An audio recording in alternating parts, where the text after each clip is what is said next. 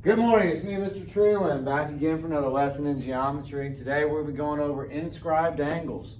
We're going to figure out how to calculate them, we're going to figure out what they are, we'll figure out how they're related to the arcs that go around the outside of a circle. And so let's start by just talking about what are they. So an inscribed angle is what happens when you have the intersection of two chords at a common point.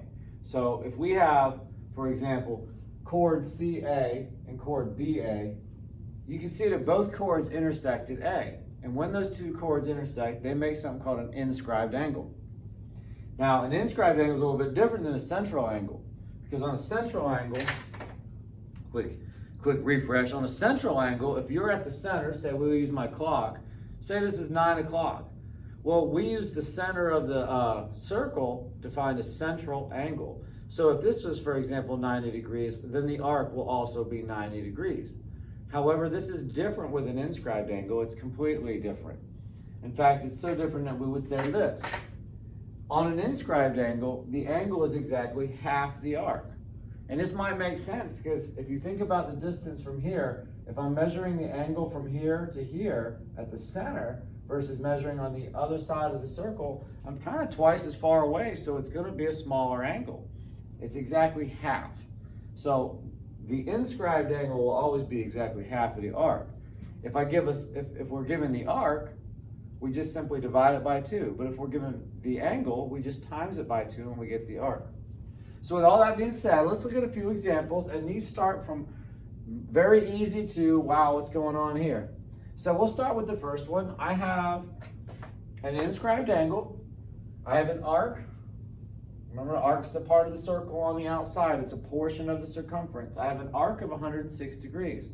If I want to calculate x, I just go like this. X equals 106 divided by 2. X is 53 degrees.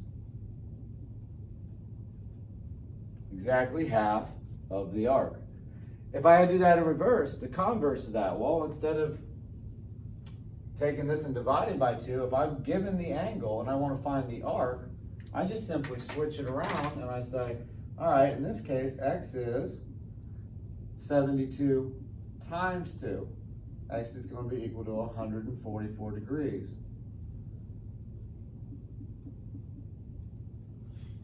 And you can see that relationship again, that whole half the arc gives you the angle. Now it starts to get complicated, and there are quite a few rules that exist, and I did not write these rules on the board. I figured as we go, we'll talk about the rules, and you can see how they apply and how they're coming up in the problem, and then maybe that way it'll probably stick a little bit better in your memory versus just writing down something and that seems to just kind of go in one ear and not the other. So when we look at a problem like this, I have to figure out 3 different variables. And the first thing I want to point out is that this segment right here, this chord, is not just a chord. It's like if you think about the previous video we went over, the previous lesson, I told you about when a chord passes through the center of a circle. Through the center, it's not a chord anymore, it's called a diameter. And this is a diameter. And the thing that's so significant for is the fact that it goes through the center of the circle. Now, we've done this before with arcs. Circles are 360 degrees. So if this chord, now a diameter, goes through the center of the circle, that means that this is 180 from here to here. And likewise, it's 180 from here to here. So if I'm trying to figure out that first letter Z, I can figure that out very quickly because I know that this half of the circle has to equal 180. So for Z, I'm going to start with going like this. I'm going to make a little equation out of it. 180 minus 118, Z is equal to 62 degrees. So that's one down. I'm going to erase this so I can write some of these answers in. Now, if I use the rule that we just went over about how arcs and angles are related, I can see right here that if I were to extend these lines, it might be easier for me to see, but I have an arc of 62, which means right here in this corner, even though I don't have a variable here, I should still figure it out, 31 degrees. And over here on the other side, if I extend these lines out, I have 118. Well, if I divide that in half, I've got 59. Now there's a rule here, and there's a couple rules here, but the one thing I should be able to figure out from previous lessons is that triangles equal 180. So if this is 59 and this is 31, and you add them together, you get 90, which means that x has to be 90. Well, it's always going to be 90 if you think about it for a moment. This triangle was formed using the diameter of the circle. And if the diameter divides that circle into 180, that means that this arc is 180, which means this angle has to be 90. And therein lies the rule. And the rule is this: if you form a triangle using the diameter, if you form a triangle in a circle using the diameter, that is always a right triangle.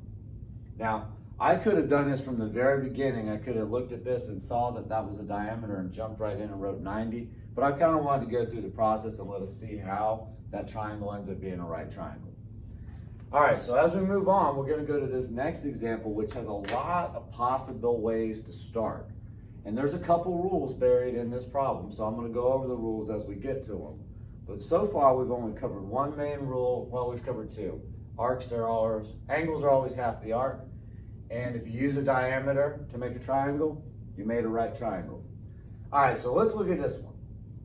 There are a couple rules here, and I'm going to get to them. But first things first is I got to figure out how am I going to get all these variables solved. And so what I got to look at is how am I going to start this problem. Let's see what kind of information I had. And I accidentally erased something earlier that was there. And it was the number 100. I need that problem. I need that in my problem, and I just screwed up and forgot and accidentally erased it before we got started. So using what I got, I need to figure out x, y, z, w, and v. Well, if I take, and notice about this, I've got a four-sided figure called a quadrilateral, and if I happen to notice I got 100 here and 56 here, well, if I were to extend this out, maybe make this a little bit longer for visual effect, I would see that from here to here is 156 degrees, which means that z is equal to 156 divided by 2, or 78 degrees. And what I did was I took these two and I put them together as one big arc and then divided it in half, and I got that angle. Well, I'm going to use that same methodology to get a couple other ones. For example, I see right here, I've got a 68. Well, if I was to run these out a little bit and take 68 and times it by 2, all right, so if I go 68 times 2, I've got what, 120, 136. I got 136 degrees if I take 68 and times it by 2. And now, I'll double check that. I want to make sure it's early in the morning. Yeah, 136. I'm good. All right. That 136, that represents this arc all the way from here to here. Well, think about that. This is 56, and together, this one and this one, if you put them together, you should get 136. So why don't I write that up as W equals 136 minus 56, or W is equal to 80. All right, well, let's see if we happen to notice anything going on here. I'm starting to fill in pieces of the puzzle here. I've got 100, I've got 56, I've got 80, and hopefully I know that all circles got to make 360. So I've got 100, a 56, and an 80. So if I just go ahead and start with 360 minus 100 minus 56 minus 80, I got my last and final piece of that puzzle. So let's figure that out. So 360 minus 100 minus 56 minus 80, I got 124.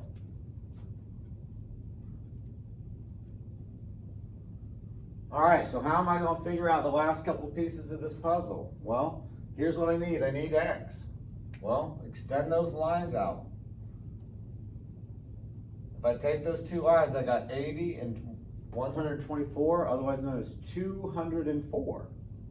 And 204 divided by 2 would give me 102. And then the same thing goes over here. I need to figure out one more. I got y. So if I take these lines and run them out, for y, I have got from here all the way to here, which is 100 and 124, or 224, which makes this 112. Now this isn't the only way we could do this problem, but I just wanted to do this for one reason, and that was to illustrate that there's a rule that happened. Do you see the correlation between these two numbers? Do you think it's coincidence that 78 and 102 happen to add up to 180, and that 112 and 168 equal 180? And that's not a coincidence. If you draw a quadrilateral in a circle, it's going to have the opposites add up to 180 on the inside. And by some chance, you might notice on the outside it occurred again. 56 and 124, they equal 180. 80 and 100 equal 180. So the rule here is that a quadrilateral in a circle will be, or will have, opposite angles that are supplementary. And again, that's not the only way to do that problem. That was just a little bit by bit break it down. All right, my last example, I want to figure out a couple different things. I wrote it out, but I want to figure out the arc from DA. I want to figure out angle ABC and angle DBE. So the information I'm given is that DBA is 103. So let's write that in. And by the way, that's an angle. So I got to write angle DBA is 103. Well, automatically, I'm not even going to look at these right now. Automatically, when you do these problems, you want to jump right in and say, if that's 103, hey man, this is 206. All right, and the next thing I got DB. The arc from D to B is 74. Well, if I cut that right in half, that means the angle DBE has got to be 37. And then the last thing I need to figure out is over here, but I don't have that information yet, but I'll figure it out real quick. I'm missing this arc from A to B. But again, circle's got to make 360, so 74 plus 206, that gives me 280. I need to get to 360, so 360 minus 280 gives me 80. This is my last arc right here, 80 degrees, which coincidentally makes this angle, ABC, equal to 40. And by the way, that brings up another rule that I want to point out, the last and final thing we should notice about this. Is it coincidence that this is a straight line and a straight angle always equals 180? And guess what happens when you go from here around to here? What do you think? What 37, 40, and 103 add up to? You got it, 180. All right, well, I hope this helps, and that's it for this video. Bye.